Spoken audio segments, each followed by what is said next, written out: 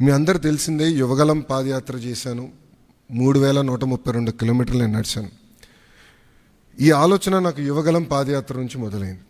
మీరు ఒక్కసారి కానీ మా స్పీచ్లు కూడా మీరు చూస్తుంటే, నా స్పీచ్ చూస్తుంటే నేను పదే పదే చెప్పేవాడిని, ఒక బటన్ నొక్కితే భోజనం వస్తుంది, ఒక బటన్ నొక్కితే సినిమా చూస్తున్నాం, ఒక బటన్ నొక్కితే ట్యాక్సీ వస్తుంది, కానీ ఒక బటన్ నొక్కితే ఎందుకు ప్రభుత్వం మీ దగ్గరికి రావట్లేదు, ఆ ఛాలెంజ్ నేను స్వీకరిస్తున్నానని ఆనాడు చెప్పాను.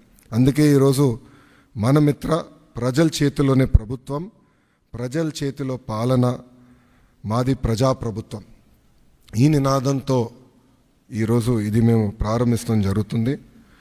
యువగలం పాదయాత్రలో అడుగడుగున ప్రజలు ఎదుర్కొంటున్న సమస్యలు నేరుగా తెలుసుకునే నాకు అవకాశం కలిగింది.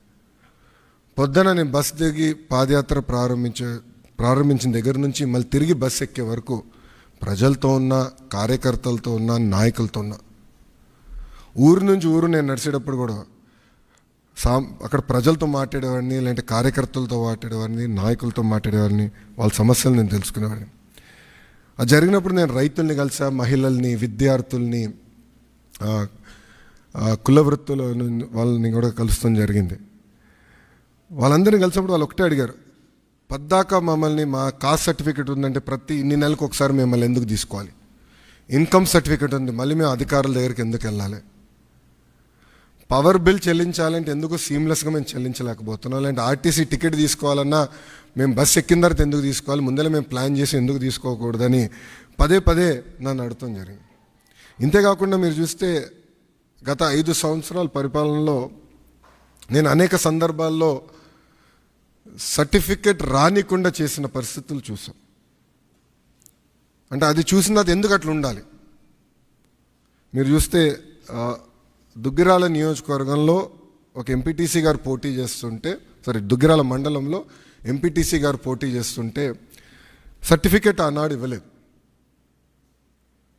కావాలని బీసీ సర్టిఫికెట్ ఇవ్వలేదు.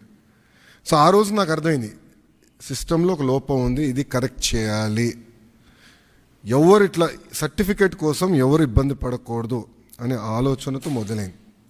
మీరు చూస్తే ఇప్పుడు అందరి జోబులో, ప్రతి ఇంట్లో ఒక స్మార్ట్ ఫోన్ ఉంది, అందరి జోబులో స్మార్ట్ ఫోన్ ఉంది. మా అంచనా ప్రకారం 60% మందికి స్మార్ట్ ఫోన్ అనేది ఈరోజు ఉంది.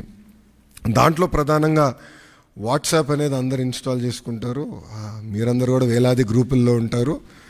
నాకు కూడా ప్రభుత్వం పొరపాట్లు చేస్తే నాకు కూడా ఇక్కడున్న మీడియా మిత్రులతో సహా ప్రజలు కూడా మెసేజ్లు చేస్తాం జరిగింది. సో అప్పుడు నాకు వచ్చిన ఆలోచన అంటే యువగలం పాదయాత్రలోనే లేదు, వాట్సాప్తో వర్క్ చేయాలి,